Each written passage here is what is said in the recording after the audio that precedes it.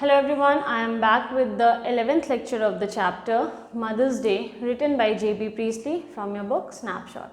Students, in the previous lecture we have already discussed that Mrs. Fitzgerald, who is actually Mrs. Pearson, has popped back into the house and she is wondering if everything is alright, but she sees that she asked Doris a question and Doris answers very rudely. So Mrs. Pearson, who is actually Mrs. Fitzgerald, scolds her for doing that. Students, हमने previous lecture में ये discuss किया कि Mrs फिट्जजेराल्ड, जो कि actually Mrs Pearson है, वो भी अपने घर पे आई है ये देखने के लिए कि सब कुछ ठीक ठाक तो चल रहा है ना। तभी उनकी बात होते रहती है मिसेस पियर्सन से और उतने में डॉरिस आती है। तो मिसेस पियर्सन, जो कि एक्चुअली मिसेस फिट्जजेराल्ड है, वो उनसे कुछ सवाल पूछती है डॉरिस से। तो डॉरिस उनको बहुत ही रूडली हार्शली आंसर करती है। तो उतने में मिसेस पियर्सन, जो कि मिसेस फिट्जजेराल्ड हैं, वो उसको डांट लगाती हैं। Then we will continue. और यस, डॉरिस को जब डांट लगाती है मिसेस पियर्सन, तो डॉरिस हेल्प के लिए मिस्टर जॉर्ज की तरफ देखती है कि कम से कम आप तो मम्मी को कुछ बोलिए, मम्मी मुझसे किस तरीके से बात कर रही है। तो जॉर्ज कहता है कि आई गिव इट अप, मैं हार मान चुका हूँ, मेरे से नहीं होगा, तो मेरी तरफ ऐसे मत देखो। मिसेस पियर्सन, वेल आंसर हर। मिसेस पियर्सन और गुस्सा होकर के डॉरिस को कहती है, क्योंकि अभी तक डॉरिस ने मिसेस पियर्सन को अच्छे से जवाब नहीं दिया है, ना ही उससे माफ़ी मांगी है मिसेस फिट्जजेराल्ड को। तो वो डांट के कहती है आंसर हर, चलो जल्दी आंसर करो मिसेस पियर्सन को, मिसेस फिट्जजेराल्ड को, sorry. Doris, I was going out with Charlie Spence tonight but now I have called it off. Mrs Fitzgerald उससे पूछती है कि तुम तो आज रात को चार्ली स्पेंस के साथ बाहर जाने वाली थी ना, तो क्या हुआ। तो डॉरिस उनको बहुत बुरे तरीके से आंसर करती है। वो कहती है इससे आपका क्या लेना देना, आपको क्या मतलब है मैं कहीं जाऊँ या नहीं जाऊँ। तो इसी पे मिसेस पियर्सन उसको डांटती है कि तरीके से आंसर करो, ये कोई ढंग है आंसर करने का। तो मिसेस पियर्सन जो डॉरिस अब उसको अच्छे से आंसर कर रही है कि हाँ, मैं चार्ली स्पेंस के साथ बाहर जाने वाली थी, लेकिन अब मैंने प्लान कैंसिल कर दिया है। Called it of, called it of एक फ्रेज़ होता है, कॉल इट ऑफ, इसका मतलब होता है कैंसिल करना, टू कैंसिल, ठीक है। तो डॉरिस ऐसे नाराज़गी के साथ, अच्छे से तो नहीं बोल रही है, नाराज़गी के साथ कहती है। तो इतने में मिसेस फिट्जजेराल्ड कहती है oh what a pity dear, why have you, कि ओह ये तो बहुत बुरा हुआ, बट तुमने ऐसा किया क्यों डॉरिस। तो डॉरिस आंसर देती है with a flash of temper, तुरंत भड़कते हुए, because if you must know my mother's been going on that me making me feel miserable and saying he's got buck teeth and is half witted। तो Doris कहती है तुरंत और अपना temper के साथ, क्योंकि मैं आपको बता दूं कि मेरी मम्मी ने आज कसम खाई है कि आज मेरी मम्मी मुझे बुरा फील करवा कर रहेगी, क्योंकि आज मम्मी सुबह से ही जब से मैं आई हूँ तब से मुझसे मम्मी बुरे तरीके से ही बात कर रही है। और यहाँ तक कि उन्होंने चार्ली स्पेंस के बारे में ये तक कहा कि उसके दांत हिरन की तरह हैं और वो बददिमाग है, आधे दिमाग का है। तो मिसेस फिट्जजेराल्ड कहती हैं oh you shouldn't have said that. अब देखो मिसेस फिट्जजेराल्ड, जो कि एक्चुअली मिसेस पियर्सन हैं, जिन्होंने आज तक किसी से ऊंचे आवाज़ में या बोल्डर टोन में बात नहीं की है, वो अब क्या कर रही हैं, मिसेस पियर्सन, जो कि एक्चुअली मिसेस फिट्जजेराल्ड हैं, जिन्होंने उनकी पूरी फैमिली को अस्त व्यस्त करके रखा है, किसी से वो हार्शली बिहेव कर रही हैं, किसी को रुला दे रही हैं, तो ये सब मिसेस फिट्जजेराल्ड यानी मिसेस पियर्सन से देखा नहीं जा रहा है। तो वो अब मिसेस पियर्सन, जो कि एक्चुअली मिसेस फिट्जजेराल्ड हैं, उनके ऊपर भड़कती हैं, थोड़े से लाउड टोन में बोलती है आपको ऐसा बिल्कुल नहीं करना चाहिए था। मिसेस पियर्सन से, जिससे एक्सपेक्टेड नहीं है कि वो इस तरीके से बात करे, लेकिन अभी वो मिसेस फिट्जजेराल्ड हैं तो वो उनसे बोल्डली ऐसे बात कर रही है, क्योंकि उन्होंने देखा कि जब बात मेरी फैमिली की है तो फिर वो उनकी आवाज़ तेज़ हो गई है। वो कहती है नहीं, ये आपको नहीं करना चाहिए था Mrs Pearson. Mrs Fitzgerald, I will manage my family, you manage yours. Mrs Fitzgerald, मैं अपनी फैमिली को मैनेज कर लूँगी, आप अपनी फैमिली मैनेज करिए। George, taking her off now, are you any. अब जॉर्ज कहता है ये बढ़िया है ये बढ़िया है एनी तुम्हारा, कि जब मैं उनको भेज रहा था तब तुम नहीं जाने दे रही थी उनको, और अभी जब बात तुम्हारे ऊपर आई, जब इन्होंने तुमको डांट लगाई है, तो तुम इनको वापस भेज रही हो, इनको बाहर भगाना चाहती हो। Mrs Pearson, they are waiting for you at the club George, don't forget and don't you start crying again Doris. तो मिसेस पियर्सन, जो कि एक्चुअली मिसेस फिट्जजेराल्ड हैं, उसको कहती है तुम अभी तक यहीं हो, कर क्या रहे हो तुम यहाँ, जाओ ना, तुम्हारा इंतज़ार नहीं कर रहे लोग क्लब में, जाओ जॉर्ज वहाँ। और हाँ डॉरिस, तुम दोबारा रोना शुरू मत कर देना। मतलब वो सबको लाइन पे ला करके रखी हुई है, सबको उन्होंने सबक सिखा दिया है कि उनको पता चल चुका है कि किसको कौन सी बात पे बुरी लगती है, कौन सा चीज़ उसको ज़्यादा हर्ट करता है, तो उसी चीज़ को पॉइंट आउट करती हैं वो, क्योंकि इनको सबक सिखाने का यही तरीका है, क्योंकि उन्होंने अभी तक मिसेस पियर्सन ने आज तक ऐसा किया नहीं था, तो ये लोग बहुत सर चढ़ गए थे। Mrs Fitzgerald, that's enough, quite enough. Mrs Fitzgerald जो है वो अचानक से उठती हैं और कहती हैं बहुत हो गया, बस बहुत हो गया। मिसेस फिट्जरल्ड जो कि एक्चुअली मिसेस पियर्सन है, जिन्होंने आज तक कभी ऊंचे आवाज़ में किसी से बात नहीं की है, वो यहाँ पे उठ करके टेम्पर के साथ कह रहे हैं बस बहुत हो गया। मतलब कि अभी बात जब फैमिली पे आई है, वो देख रही हैं कि किसी को डांट पड़ रही है, किसी के साथ कैसा बिहेव हो रहा है, कोई रो रहा है, किसी को टॉन्ट किया जा रहा है, तो उनसे बर्दाश्त नहीं हो रहा है। वो कह रही बस बहुत हो गया, कि अब वो ये जो नाटक चल रहा है, ये जो बॉडी स्विचिंग हो के जो आगे जो प्रोसेस चल रहा है, अब वो ये नहीं होने देंगी, उनसे अब ये सब देखा नहीं जा रहा है। तो ये जैसे ही देखते हैं मिसेस फिट्जरल्ड को इस तरीके से, तो जॉर्ज और डोरिस जो है वो एक दूसरे की तरफ कन्फ्यूजन में देखने लग जाते हैं कि इनको क्या हो गया, वो तो पड़ोसी है ना, तो वो आखिर इनके मैटर में क्यों ऐसे रिएक्ट कर रही हैं। तो मिसेस फिट्जरल्ड जॉर्ज और डोरिस से कहती हैं, now listen you two, I want to have a private talk with Mrs. Pearson. So I'll be obliged if you will leave us alone for a minute. I'll let you to know when we have finished.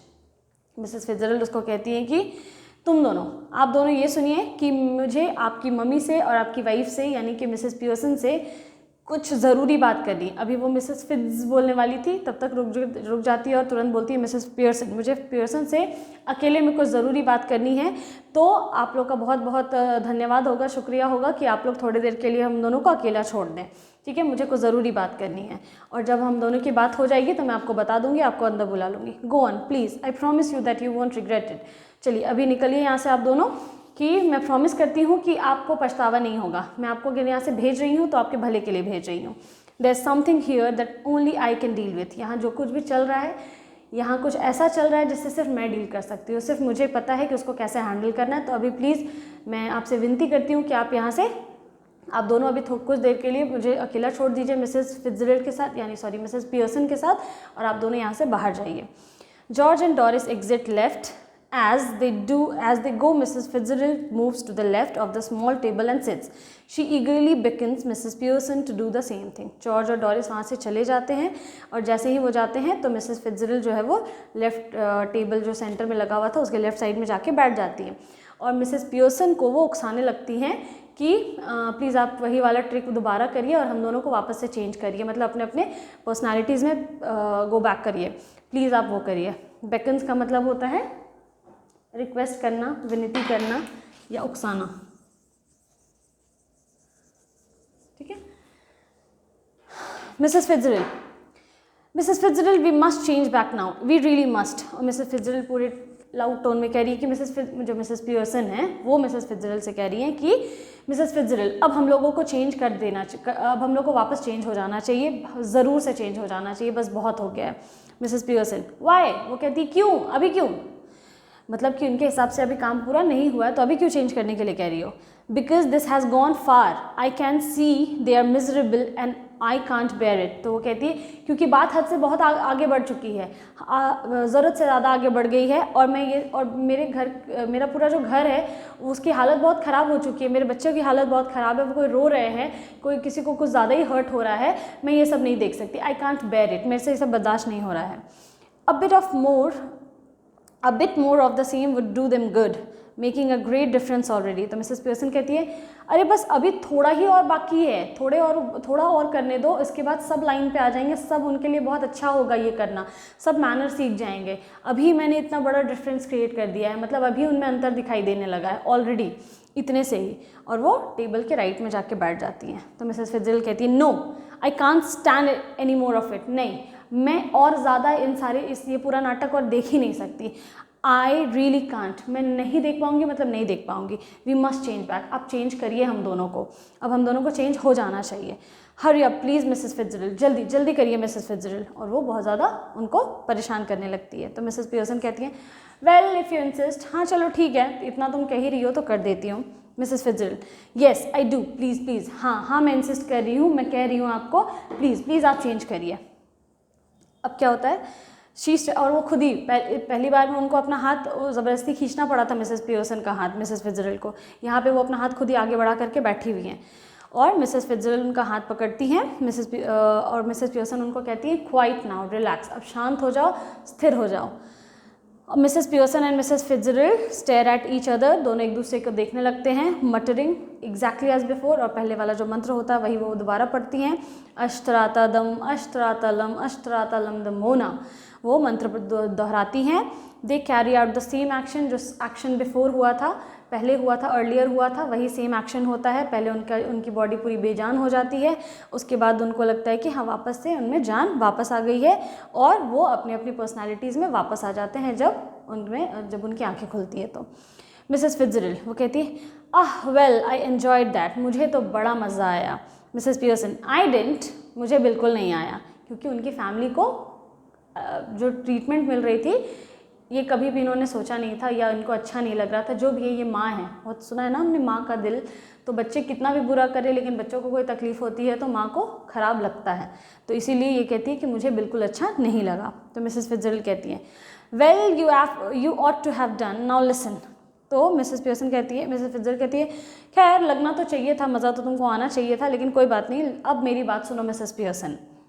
Don't go soft on them again else it will all have been wasted। Mrs Pearson Fitzgerald उनको कहती हैं अब मेरी बात ध्यान से सुनिए Mrs Pearson, अब दोबारा उनके साथ ऐसे सॉफ्ट हो जाने की ज़रूरत नहीं है, इतनी ममता दिखाने की ज़रूरत नहीं है। ये नहीं कि छोटी सी बात कोई वो लोग अगर आपको मिसट्रीट भी किए तो आप ऐसे या सॉरी बोले तो आप पिघल गई, ये सब आपको करने की ज़रूरत नहीं है। नहीं तो अभी तक जो कुछ भी हमने किया है सब वेस्ट हो जाएगा, सब मिट्टी में मिल जाएगा, सब पानी में बह जाएगा। तो प्लीज़ कुछ भी ऐसी हरकत आप मत करिएगा उनके साथ। Mrs Pearson I try not to Mrs Fitzgerald. तो मिसेस पियर्सन कहती है हाँ मैं कोशिश ज़रूर करूँगी मिसेस फिट्जरल्ड कि मैं उनके साथ सॉफ्ट ना हो, लेकिन मैं कोशिश करूँगी, पता नहीं मेरे से होगा कि नहीं, लेकिन कोशिश ज़रूर करूँगी। Mrs Fitzgerald they have had not had as long as I had like them given, sorry हाँ, they have not had as long as I would like to have given them another hours or two rough treatment might have made it certain। Mrs Fitzgerald कहती हैं कि मुझे जितने घंटे चाहिए थे तुमने उतना सा लंबा समय तो दिया नहीं मुझे, एक आध घंटे और यही सेम ट्रीटमेंट अगर मैं उनके साथ करती तो ये बात निश्चित हो जाती कि उनके व्यवहार में बदलाव आता ही आता और वो लोग सुधर जाते। तो तुमने मुझे इतना ज़्यादा समय नहीं दिया, तुमने समय से पहले मुझे चेंज करने के लिए कह दिया। Mrs Pearson I'm sure they'll do better now, though I don't know how I'm going to explain। तो मिसेस पियर्सन कहती है मुझे यकीन है कि वो लोग अब पक्का उनके व्यवहार में बदलाव आएगा, लेकिन मुझे ये नहीं समझ में आ रहा कि मैं उनको एक्सप्लेन कैसे करूँगी, मैं उनको क्या बोलूँगी। मतलब कि ये रेडी हैं उनको एक्सप्लेनेशन देने के लिए कि जो एक आध घंटे पहले मैं जिस तरीके से बिहेव कर रही थी वो मैं नहीं थी, या पता नहीं वो मुझे क्या हो गया था, मैं तुम लोग के साथ ऐसा करना नहीं चाहती थी, ऐसा पता नहीं वो कुछ बोलने वाली हैं या कुछ तो एक्सप्लेनेशन देने वाली हैं शायद। तो मिसेस फिट्जरल्ड कहती है don't you start any explaining और अपोलोजाइजिंग और you are done for. Mrs Fitzgerald उनको सीरियस होकर कहती हैं कि अब प्लीज़ ये मत करना, ये बिल्कुल मत करना कि वहाँ गए उनके सामने हाथ जोड़ करके माफ़ी मांग रहे हैं, उनको एक्सप्लेन कर रहे हैं कि बेटा जानबूझ के नहीं किया, ऐसे हो गया वैसे हो गया, ये सब मत करना, नहीं तो सब बर्बाद हो जाएगा, हो गया फिर बेड़ा गर्क है, फिर कुछ नहीं होने वाला है, जो हमने किया है वो सब ज़ीरो हो जाएगा। तो मिसेस पियर्सन कहती है विद स्पिरिट, पूरे एकदम जोश के साथ कहती है it's all right for you Mrs Fitzgerald, after all they aren't your husband and children. जो अभी इतनी सॉफ्ट स्पोकन थी अभी तक, वो कह रही है हाँ मिसेस फिट्जरल्ड आपके लिए तो कहना बहुत आसान है ना, आफ्टर ऑल ये लोग आपके बच्चे और हस्बैंड नहीं है ना, तो आप तो इनको कैसे भी ट्रीट कर सकती हैं। मुझे पता है ना कि मेरे कलेजे में कैसी फीलिंग आ रही है अपने बच्चों को रोता हुआ देख करके और अपने हस्बैंड को ऐसे कुड़ता हुआ देख करके, मतलब ये पिघल रही थी अपने बच्चों को ऐसे देख करके। Mrs Fitzgerald Now you listen to me. You admitted yourself you are spoiling them and they didn't appreciate you। Mrs Fitzgerald उनको कहती है अब तुम मेरी बात सुनिए, अब तुम मेरी बात सुनो मिसेस पियर्सन, तुमने खुद इस बात को अपनाया था, तुमने कहा था कि वो लोग तुम्हारे जो बच्चे हैं वो तुम उनको बिगाड़ रही हो, वो लोग तुमको अच्छे से ट्रीट नहीं करते हैं, ना अप्रिशिएट करते हैं, ना तुम्हारी काम की सराहना करते हैं, कुछ भी नहीं, और ये बात तुमने खुद मानी थी, तुमको यकीन था इस बात का। Any apologies, any explanation and you will be straight back where you were। तुम ज़रा सा भी उनको अगर एक्सप्लेन करने जाती हो या ज़रा सा भी उनसे माफ़ी मांग लेती हो तो आखिर हमने जहाँ से शुरुआत की थी हम वापस वहीं पहुँच जाएंगे। ठीक है, I am warning you dear, मैं आपको वार्न कर रही हूँ, मैं आपको सचेत कर रही हूँ, मत करना ऐसा. Just give them a look, a tone of voice now and again to suggest you might be tough with them if you wanted to be and it ought to work. ज़्यादा कुछ नहीं करना. मैं ये नहीं बोल रही हूँ कि तुम अपने बच्चों को हमेशा चिल्ला के बात करो या डांटती रहो, हमेशा नहीं, लेकिन बीच बीच में उनको बस आंखों से डराती रहो, लुक देते रहो. मम्मी लोग का एक लुक होता है, सर्टेन लुक, कि आंख दिखा दी मतलब ये वाला बात नहीं बोलना है, आंख दिखा दी मतलब ये वाला काम नहीं करना है. ठीक है, जैसे बच्चे पड़ोसी के यहाँ गए हुए होते हैं तो आंटी कुछ खाने के लिए लेकर के आती है, तो उधर बच्चा एक से ज़्यादा अगर उठाता है तो मम्मी लोग तुरंत आंख दिखाती है, तो वो समझ जाता है कि नहीं इतने से ज़्यादा नहीं उठाना है. तो वही वाला लुक की बात करिए कि बीच बीच में उनको लुक दो या थोड़ा थोड़ा ऐसे टोन रेज करती रहो, बस इतना ही करना है तुमको. इससे उसको समझ में आ जाएगा कि तुम टफ हो और तुमको गुस्सा आता है, तुमको भी पता है कि क्या सही और क्या गलत ट्रीटमेंट है और तुम सारी चीज़ों को एक्सेप्ट नहीं कर रही हो. ठीक है, तो जब जब तुमको ऐसी ज़रूरत पड़े तब तब करने की बात कर रही हूँ मैं, और ये पक्का काम करेगा. Anyhow we can test it, और कभी कभी हम लोग इसको टेस्ट भी कर लेंगे कि तुम्हारे बच्चे लाइन पे हैं या नहीं है. तो मिसेस पियर्सन कहती है हाउ, कैसे टेस्ट करेंगे. तो मिसेस फिट्जरल्ड कहती है well it is you would like them to do and they do not, sorry, well what is it you would like them to do that they don't do, stop at home for once. तो Mrs Fitzgerald इनको यहाँ पे एक idea देती हैं कि जैसे test करना है तो कैसे टेस्ट किया जा सकता है. तो हम लोग ऐसा कर सकते हैं कि तुम बीच बीच में उनको क्या करना, कोई ऐसा काम देना करने के लिए जो तुमको पसंद है लेकिन वो लोग को पसंद नहीं है, वो लोग ये काम कभी नहीं करना चाहते हैं. जैसे क्या होता है कि कोई काम अगर बच्चों को, हस्बैंड को नहीं पसंद होता है तो मम्मी लोग कॉम्प्रोमाइज़ कर लेती है, अपनी खुशी सैक्रिफाइस कर लेती है, भले वो काम मम्मी को कितना भी पसंद है, तो वो लोग सैक्रिफाइस कर लेती है और वहाँ पे कॉम्प्रोमाइज़ करके कि हाँ जो तुम लोग को ठीक लगे, कुछ खाना है तो जो तुम लोग का पसंद है वो मंगाओ ना, भले उसको उतना पसंद नहीं हो लेकिन उनको पसंद है तो वो मैनेज कर लेती है. तो इस तरीके के जो छोटे छोटे सैक्रिफाइसेस मम्मियाँ करती हैं उनके बारे में बात हो रही है कि ये उसी टाइप की का सिचुएशन यहाँ क्रिएट करने की कोशिश करिए कि एक बार के लिए तुम अपना डिज़ायर आगे रखो, उनको वो काम करने के लिए बोलो जो उनको पसंद नहीं है लेकिन तुमको करवाना पसंद है या तुम्हें पसंद है.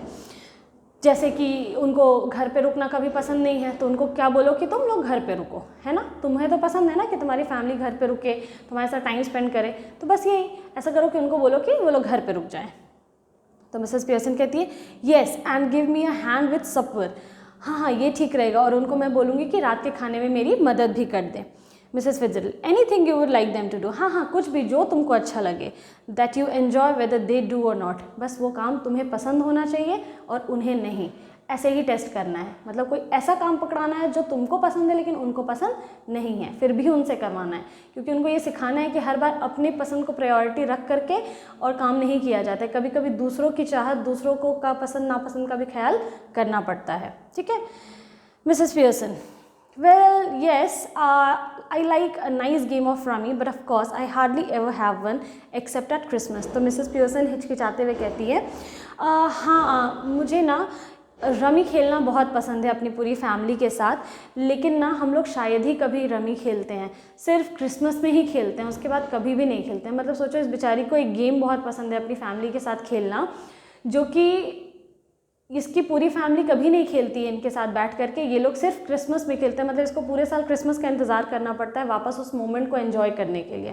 तो family could be selfish sometimes, लोग सेल्फिश होते हैं समटाइम्स और उनको एहसास भी नहीं होता है इस चीज़ का. तो ये बेचारी देखो एक छोटी सी बात है, बहुत छोटी सी बात है, एक गेम जो कि उसको अपनी फैमिली के साथ खेलना पसंद है, उसके लिए उसको पूरे साल इंतज़ार करना पड़ता है. वो बोलती नहीं है या बोलती भी है तो उसकी फैमिली रेडी नहीं होती है खेलने के लिए क्योंकि उनको वो काम पसंद नहीं है. तो मिसेस फिट्जरल्ड कहती है दैट विल डू देन. हाँ ये हो जाएगा, इससे पक्का हो जाएगा. और वो दरवाजे की तरफ आगे बढ़ जाती है. बट रिमेंबर कीप फर्म और you have had it. But याद रखना तुमको उनके साथ सख्त होना होगा और बस सारी चीज़ें तुम्हारे हाथ में हैं. और वो दरवाज़ा खोलती है और उनको आवाज़ देती है होए you can come in now. चलो सब कोई अंदर आ जाओ. मतलब कि अब जो जॉर्ज और सिरिल और वो लोग बाहर वेट कर रहे थे उनको अंदर बुला लेती है. Coming away from the door moving right slightly quietly. और वो लोग अंदर आते हैं और सीधा राइट में खड़े हो जाते हैं. But remember a firm hand. और वहाँ से उसको इशारा कर रही है याद रखना सख्त होना है. George Doris Cyril file in through the doorway looking apprehensively at Mrs Pearson. और जॉर्ज डोरिस और सिरिल तीनों जस्ट अ सेकेंड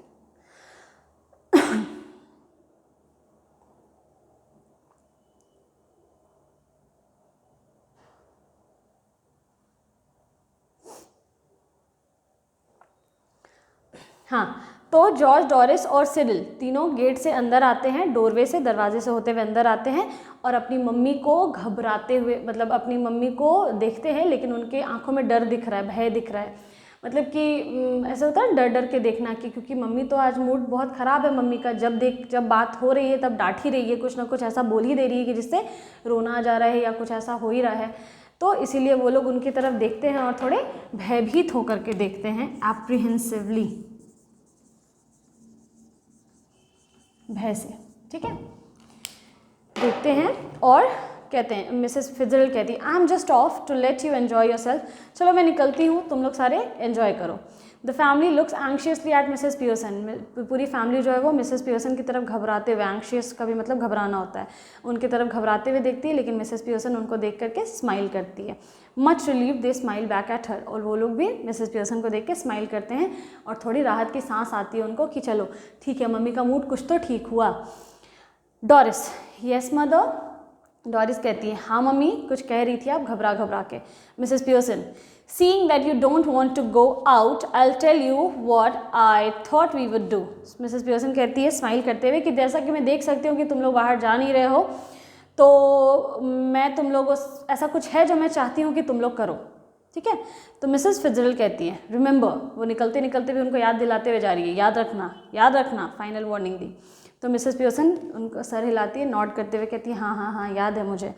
और वो कहती है, नो ऑब्जेक्शंस आई होप, और वो थोड़ा शार्पली अपने फैमिली को कहती है, मतलब मिसेस फिजरल को दिखाते हुए, क्योंकि मिसेस फिजरल ने स्ट्रिक्टली बोला है बोलने के लिए, तो वो भी बोलती है, कोई दिक्कत तो नहीं है ना, घर पे रुके हो तो मैं जो काम करने के लिए बोलो उसमें कोई दिक्कत तो नहीं है, तुम लोग को दिक्कत तो नहीं होनी चाहिए।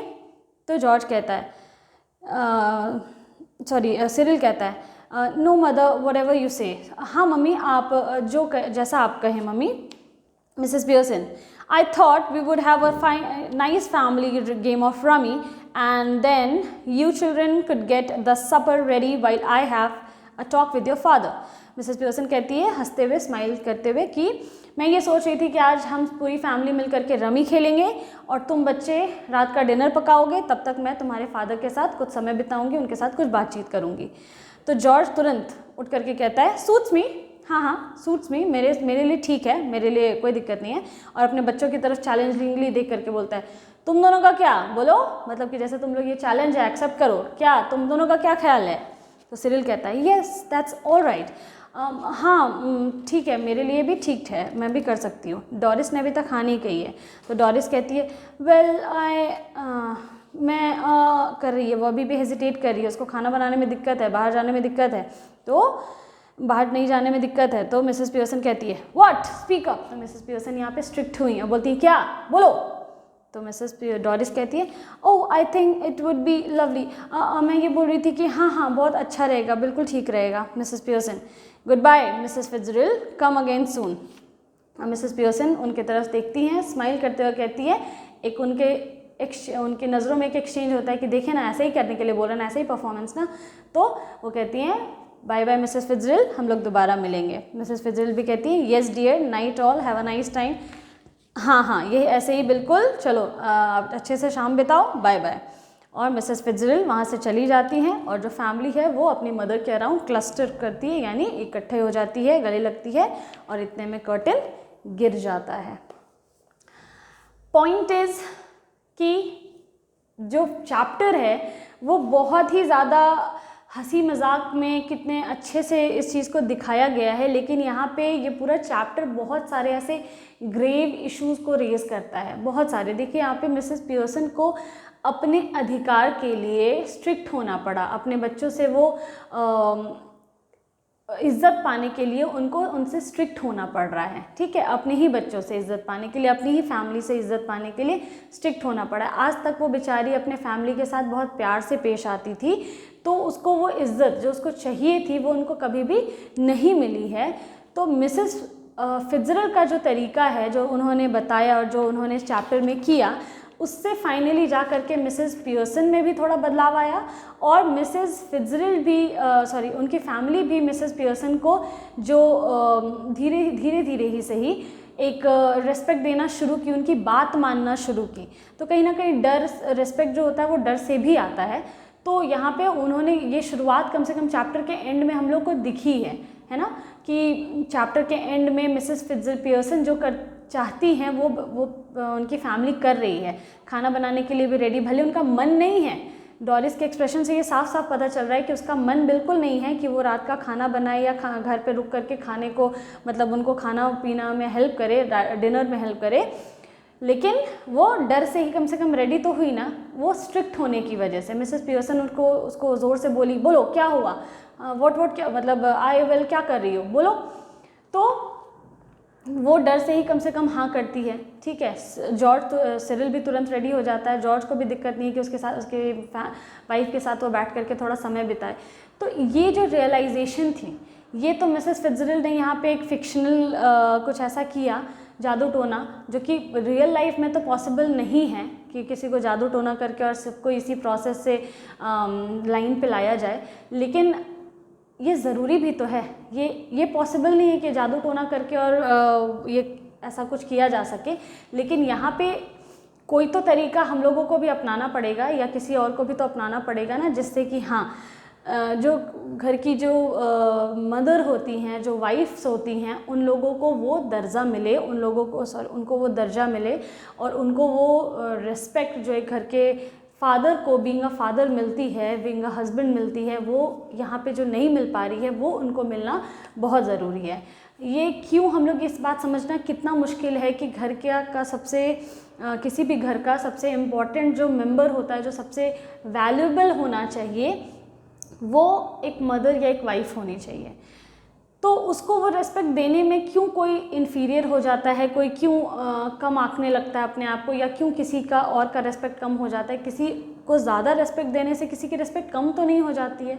तो यहाँ पे मिसेस पियर्सन बेचारी बहुत ज़्यादा कुछ तो डिमांड करती नहीं है, उनका डिमांड बहुत छोटा सा है कि वो अपनी फैमिली के साथ समय बिताना चाहती है। वो चाहती है कि उनके बच्चे जो हर शाम इधर उधर चले जाते हैं वो घर पे रुकें, उनके साथ टाइम स्पेंड करें। उनका हस्बैंड जो इधर उधर क्लब में और दोस्तों के साथ इधर उधर भटकते रहते हैं या कुछ और करते रहते हैं, तो वो ना करके वो घर पे अपनी वाइफ के साथ थोड़ा समय बिताएं। इससे कोई एज का कोई लेना देना नहीं है कि अपनी वाइफ के साथ समय बिताने के लिए कोई आपको ये नहीं देखना होगा कि आप 50 के हो गए, अब क्या आप वाइफ के साथ बैठे रहेंगे घर में, क्या बात करेंगे। This is not the point. इंसान को कोई चाहिए बात करने के लिए। आप ये भी तो समझिए कि वो पूरे दिन घर पे रह करके अगर काम करती रहती हैं या उनका पूरा समय घर पे जाता है, वो जो छोटे छोटे जो सैक्रिफाइसेस कर देते हैं, तो वो कहाँ गया, उसके बारे में कोई बात ही नहीं करता है। और ये बहुत बड़ा कोई मुद्दा नहीं है, वो आपके ही घर की मेंबर है। अगर उसको घर का सबसे मुखिया बनाया जाए या उसको सबसे बड़ी रेस्पेक्ट दी जाए, तो this is not too much to ask for. इसमें कोई ऐसा नहीं कि बहुत बड़ा डिमांड कर दिया गया है। सबको ये अपने आपकी खुद की थिंकिंग होनी चाहिए, ये हर घर की थिंकिंग होनी चाहिए कि घर में सबसे ज़्यादा अगर किसी रिस्पेक्ट किसी की होनी चाहिए तो वो फीमेल वाइफ मदर की होनी चाहिए। इसमें आप पैट्रियार्कल सोसाइटी में रह रहे हैं, कहीं भी रह रहे हैं, तो किसी बाकी रहने वाले की किसी की इज़्ज़त कम नहीं हो जाती है। वो फादर को वो रिस्पेक्ट कभी मांगनी नहीं पड़ती है, वो डर कभी मांगना नहीं पड़ता है, जो कि उनको ऑटोमेटिकली मिल जाता है। लेकिन यही जब बात मम्मी की आती है तो उनको इसके लिए बेग करना पड़ रहा है। यहाँ तो इस चीज़ को बड़े हंसी मजाक के तरीके से जादू टोना में दिखा दिया गया, विच क्राफ्ट करके, स्पेल करके, मंत्र पढ़ के कर दिया गया है। लेकिन रियल लाइफ में लोग क्या करेंगे? रियल लाइफ में अगर यही डिज़ायर रिस्पेक्ट चाहिए हम लोगों को, तो फिर या पेरेंट्स या मदर्स या वाइफ को चाहिए, तो वो जादू टोना तो नहीं कर सकती हैं। तो ये आपको यहाँ पे ये सिखा रहा है कि हर किसी के लाइफ में मिसेस फिट्जरेल्ड जैसा भी कोई नहीं होता है जो उसको हमेशा सिखा सके। देखो मिसेस फिट्जरेल्ड का एक छोटा सा स्टेप लेकिन मिसेस पियर्सन के लिए कितना बड़ा बदलाव लेकर आया। उनको कितना उनके लाइफ में, उनके खुद के बिहेवियर में एक चेंज आपको एक दिखाई दिया होगा। एक ग्रेजुअली ही हुआ है ये चीज़, लेकिन ऐसे ड्रास्टिक तो नहीं हुआ।